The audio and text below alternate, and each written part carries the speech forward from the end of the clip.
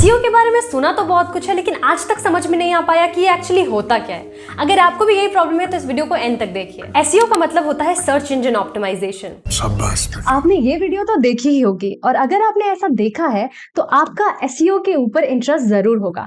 तो आज के इस वीडियो में हम बात करेंगे कि एसईओ के बेसिक्स क्या होते हैं, मतलब एसईओ क्या है, कितने टाइप के होते हैं और कैसे वर्क करता है। तो बिना देरी किए इस वीडियो को शुरू करते हैं। Hi there, this is Akanksha by your side and I am your guide to grow your business with simplified and realistic approaches. And let's start the basics of search engine optimization. तो अगर हम बात करें search engine optimisation की, तो शुरुआत करते हैं इसके डेफिनेशन से। सिंपल साधारण शब्दों में बताऊं तो सर्च इंजन ऑप्टिमाइजेशन बस एक ऐसा प्रोसेस होता है जिसमें हम अपने वेबसाइट को किसी इस तरीके से ऑप्टिमाइज करते हैं कि जब हमारा यूजर किसी भी सर्च इंजन पे किसी भी तरीके का क्वेरी लिखता है और अगर वो क्वेरी हमारी सर्विस से रिलेट करती है तो हम सर्च इंजन रिजल्ट पेज पे पहले आते हैं। बस इसी के लिए हम कुछ ऐसे ऑप्टिमाइजेशंस करते हैं कि सर्च इंजन रिजल्ट पेज हमारे वेबसाइट को या हमारे पेजेस को प्रायोरिटी दे और सर्च इंजन रिजल्ट पेज पे रैंक करवाए। इसके लिए हम अपने वेबसाइट में कुछ सर्टेन चेंजेस करते हैं।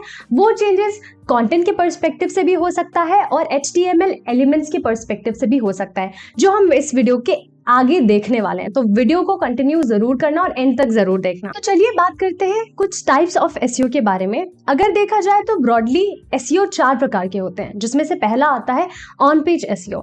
ऑन पेज एसईओ बेसिकली जब हम वेबसाइट बना रहे होते हैं या कंटेंट लिख रहे होते हैं, चाहे वो ब्लॉग के लिए हो या किसी भी दूसरे साइट्स के लिए हो, तो वो तभी से शुरू हो जाता है, क्योंकि यहाँ ऑप्टिमाइजेशन होती है 2 स्फेयर्स में, चाहे वो कंटेंट में हो या HTML एलिमेंट्स में। इसके अंदर अगर कंटेंट की बात करें तो यहाँ हम शुरुआत करते हैं अच्छा कंटेंट लिखने से। एक ऐसा कंटेंट जो इन्फॉर्मेटिव भी हो और यूनिक भी हो, जो अपने ऑडियंस से रेजोनेट भी करे और उन्हें फैसिनेट भी करे आगे तक पढ़ने के लिए, राइट। इसके अलावा हम एडिट करते हैं और ऑप्टिमाइज करते हैं इसके HTML फैक्टर्स को, चाहे वो मेटा टाइटल हो या मेटा डिस्क्रिप्शन हो, इमेज अल्ट टैग्स हो, जैसे कि इमेज को जब एक्सप्लेन कर रहे होते हैं वो, या फिर इसके हेडिंग्स और सब हेडिंग्स। क्योंकि अगर हम सिर्फ कीवर्ड्स को कॉपी पेस्ट करते जाते हैं कंटेंट में तो ये काफ़ी स्पैमी होता है। तो ये सारी चीज़ें याद रखना बहुत ज़्यादा ज़रूरी है। इसके URL में कीवर्ड्स डाल रहे हैं या नहीं, इसका URL ऑप्टिमाइज है या नहीं, ये सारी चीज़ें बहुत इंपॉर्टेंट है। इसके अलावा हमें एक अच्छा और अट्रैक्टिव डिज़ाइन भी चूज़ करना होता है जब हम वेबसाइट बना रहे होते हैं। अगर हम बात करें ऑफ पेज एसईओ की, तो इसमें लिंक बिल्डिंग बहुत ज़्यादा ज़रूरी होता है, ताकि आपके वेबसाइट पर अनपेड विजिटर्स आ सके, क्योंकि ये दिखाता है कि आप अच्छा कंटेंट बना रहे हैं, आपका कंटेंट वर्थी है टू हैव मोर ट्रैफिक। इसके लिए आप क्या कर सकते हैं, इसके लिए आप एक्सटर्नल बैक लिंकिंग कर सकते हैं, एक्सटर्नल लिंकिंग कर सकते हैं, जिसमें ऐसी वेबसाइट्स जहां आपकी टारगेट ऑडियंस अवेलेबल है और जहां पे अच्छी टारगेट ऑडियंस है वहां आप जाकर के बैक लिंकिंग कर सकते हैं, मतलब उनकी वेबसाइट पे अपने लिंक्स डाल सकते हैं। इसके लिए आपको उन्हें अपने आर्टिकल्स पब्लिश करने के लिए रिक्वेस्ट करना पड़ेगा, जहां आप उनकी वेबसाइट पे अपने आर्टिकल्स लिखोगे उनके लिए, सो दैट उन आर्टिकल्स में आप ऐसी जगह पे बैक लिंकिंग्स क्रिएट कर पाओ जहां पर आपकी ऑडियंस आपके ब्लॉग या आपके वेबसाइट पे जा सकती है। इससे सर्च इंजन रिजल्ट पेज आपको काफी अथॉरिटेटिव मानता है और आपको रैंक करने में भी हेल्प करता है। इसके अलावा होता है technical SEO. Technical SEO basically on page factor से ही रिलेट करता है, क्योंकि यहाँ पे आपको क्या करना होता है, यहाँ पे आपको टेक्निकल एस्पेक्ट पर ध्यान देना होता है। इसके लिए क्या जरूरी है कि आपका साइट स्पीडी हो, मतलब आपका जो साइट है वो खुलने में ज्यादा टाइम ना लगाए, क्योंकि अगर आपका साइट खुलने में टाइम लगा रहा है तो आपका बाउंस रेट ज़्यादा बढ़ेगा, जिससे सर्च इंजन को लगेगा कि आप उनके ऑडियंस को अच्छी तरीके से मैनेज नहीं कर पा रहे, आप अपने यूज़र एक्सपीरियंस को, अपने ऑडियंस के यूज़र एक्सपीरियंस को ठीक तरीके से मैनेज नहीं कर पा रहे, जिसकी वजह से रैंक करने में आपको काफ़ी प्रॉब्लम होगी। तो उन चीज़ों का ख्याल रखिए, टेक्निकल फैक्टर्स का ख्याल रखिए। तो आप स्पीड कैसे मैनेज करोगे, आपको देखना होगा कि आपके जो इमेजेस का ऑप्टिमाइजेशन है वो कैसे हो रहा है। आपको उन फैक्टर्स पे ध्यान देना होगा कि जो लोड टाइम को बढ़ा रहा है या फिर जो सिक्योर्ड HTTPS कनेक्शंस आपको लेने होंगे। इसके अलावा डिटेल्ड साइट मैप्स आपको हेल्प कर सकता है आपके एसईओ को अच्छा करने के लिए। साइट मैप्स बेसिकली ऐसे ब्लूप्रिंट्स होते हैं जो आप क्रिएट करते हो अपने वेबसाइट के लिए, ताकि आप सर्च इंजन को ये बता सको कि एग्जैक्टली आपका पेज जो है वो ऑडिट होने के लिए और वो क्रॉल होने के लिए रेडी है, एंड जो पेज पे आप कंटेंट डाल रहे हो वो यूज़र फ्रेंडली भी है। इसके बाद आती है लोकल एसईओ। जब हम बात करते हैं लोकल एसईओ की, इट्स वेरी इंपॉर्टेंट, क्योंकि अगर आज भी मुझे फॉर एग्जांपल मुझे एक होटल बुक करना है, तो सबसे पहले मैं गूगल पे टाइप करूंगी कि होटल्स नियर मी, तो वहाँ पे आप देखोगे कि there are too many hotels जिन्होंने खुद को गूगल माई बिजनेस पे लिस्ट किया है और वो सामने में आ रहे हैं। तो आज के डेट में भी ये चीज़ बहुत ज़्यादा इंपॉर्टेंट हो जाती है। तो लोकल एसईओ करने के लिए आपको क्या चाहिए कि सबसे पहले आप गूगल माई बिजनेस प्रोफाइल बनाओ, उसके बाद उसमें अपना नाम, अपना एड्रेस, अपना फ़ोन नंबर, आपका जो ओपनिंग आवर्स होता है, जो आपके रियल रिव्यूज़ और रेटिंग्स और भी कुछ यूजफुल इन्फॉर्मेशन जो आपको लगती है कि आपके ऑडियंस के लिए इंपॉर्टेंट है, आपको वो देना है।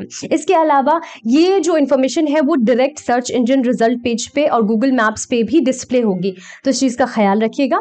इसके अलावा आपको अपना इन्फॉर्मेशन काफ़ी डिस्क्रिप्टिव फॉर्म में डालना है, अच्छी फोटोज़ डालनी है, वेल फोटोज़ डालनी है जो कि ऑडियंस को आपके प्रोडक्ट के लिए अट्रैक्ट करेगा, तो वो अच्छा फोटो होना चाहिए। इसके अलावा जो रियल रिव्यूज़ और रेटिंग्स होती है वो डालना है, और make sure that your contact information is displayed and highlighted with schema markup that will let your search engine know where it is. Schema markup basically अगर आप जानना चाहें तो it's just like a highlighter, एक code होता है जो search engine को बताता है कि this is the specific important term that I want crawler to be crawled, so this is the thing. अब अगर हम बात करें कि एग्जैक्टली क्या प्रोसीजर है जिससे सर्च इंजन काम करता है और एसईओ वर्क करता है, तो अगर हम इस चीज़ के बारे में बात करें तो सिंपल से प्रोसीजर के बारे में बताती हूँ कि सर्च इंजन के पास एक फुल्ली ऑटोमेटेड प्रोग्राम होता है जिसे हम वेब क्रॉलर, बॉट या वेब स्पाइडर भी कहते हैं।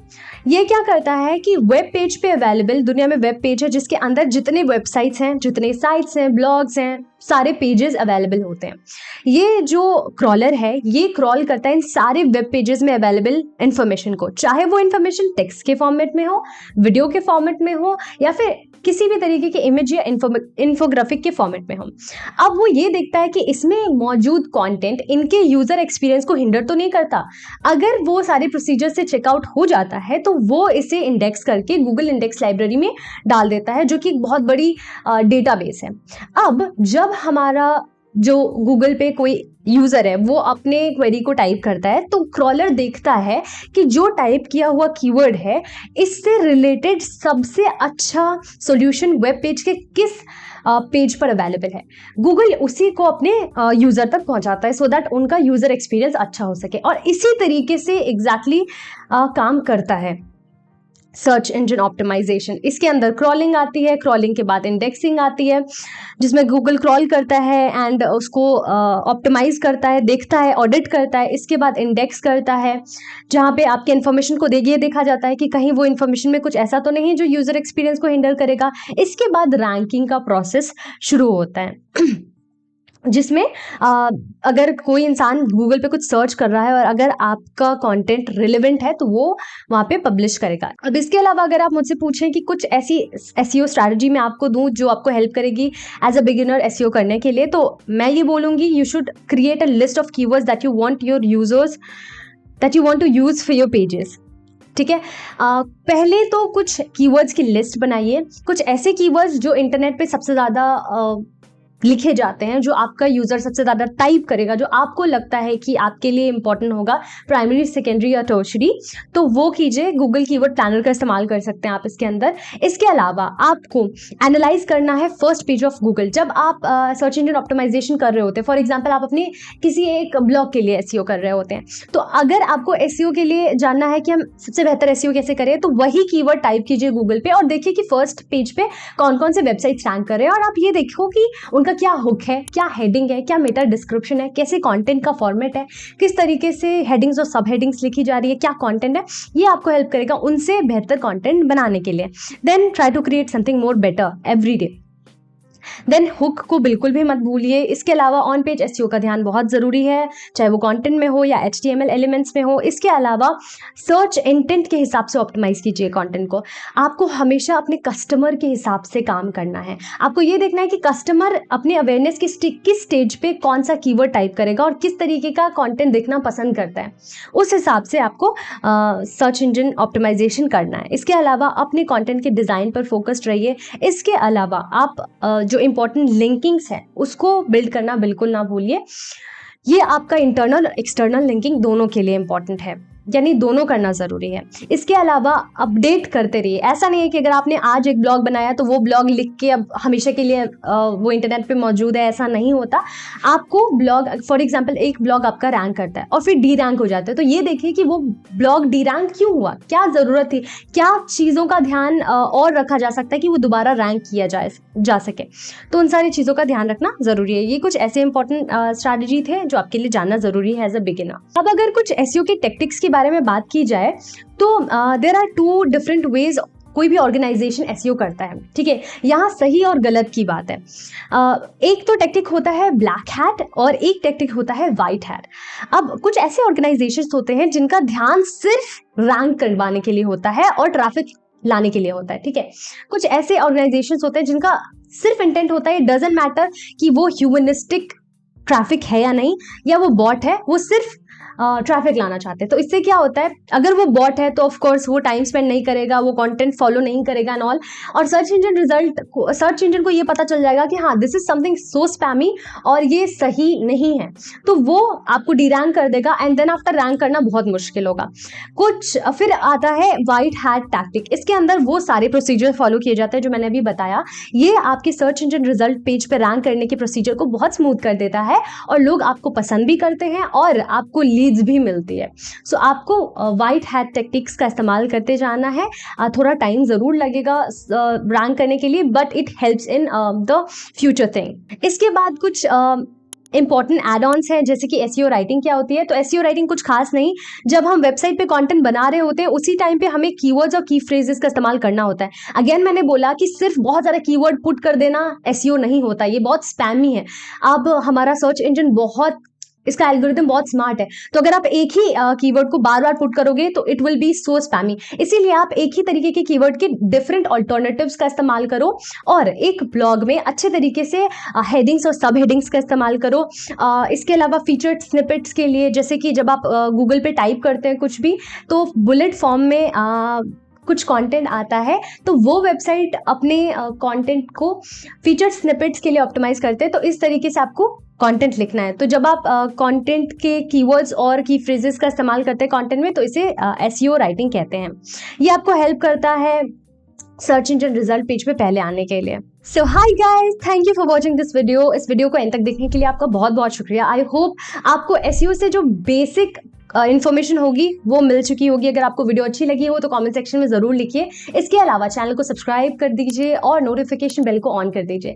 इसके अलावा अगर आपको आपके बिजनेस में किसी भी तरीके की मार्केटिंग इशू हो रही है, मतलब आपको समझ में नहीं आ रहा कि आपके बिजनेस में मार्केटिंग किस तरफ जा रहा है, क्या वो सही तरीके से हो रहा है या नहीं, आप अपने प्रोडक्ट या सर्विस को सही लोगों तक पहुंचा रहे हैं या नहीं, अगर इसमें कोई प्रॉब्लम या क्वेरी है तो नीचे डिस्क्रिप्शन बॉक्स में 45 मिनट्स का फ्री कंसल्टेशन लिंक है। आप मेरे साथ एक कॉल फ्रीली बुक कर सकते हैं, जहां 45 मिनट्स में आपसे बात करूंगी आपके बिजनेस के बारे में, आपके जो स्ट्रैटेजिक रोड मैप होता है उनके बारे में, और हम डिस्कस करेंगे कि एग्जैक्टली फ्यूचर में आपके बिजनेस को और ज़्यादा बेहतर कैसे बनाया जा सके, आपको सही ऑडियंस तक कैसे पहुंचाया जा सके।